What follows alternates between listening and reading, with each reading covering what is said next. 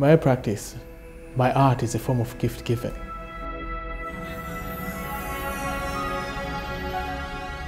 So when I'm in Europe, getting bored, and I started taking walks. I had a camera with me, and I began to see myself as this poetic person. When I saw this person, I would stop people to film me, to say, hey, can you take a film of me now? Film myself crossing the road, so I became an actor. And the way I edited these films is as the way I saw film as a child. Animated, very fragmented, repetitive. A lot of the projectors that I saw growing up in Malawi were old. They would break down all the time. So much so that the projectionist would make the breaking down of film part of the aesthetic. So that has inspired the way I make film. In other words, I try to make my films out of nothing. For instance, this function of camera or footage is not a problem for me. In fact, it's an opportunity for great work. Film was very central when I was growing up in Malawi. We used to call it Nyau Cinema.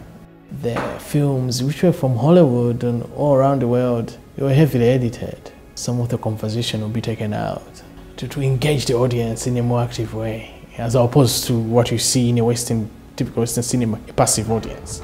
There's no such a thing as a passive audience in Africa. So we would switch from watching James Bond, one reel would change to Bruce Lee, and Chuck Norris, and everything just to keep the audience going. You know, you didn't stick to one reel.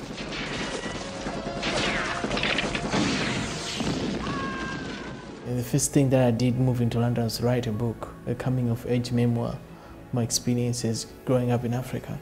It's called The Jive Talker. The book is centered around some of my father's, musings, and we called him the Jive Talker because of these lengthy lectures. It's a long story, and what you can see here is a football plastered in pages of the Bible. This is actually one of the major works I made before I even started playing. I started making films. Reading the Bible, boring.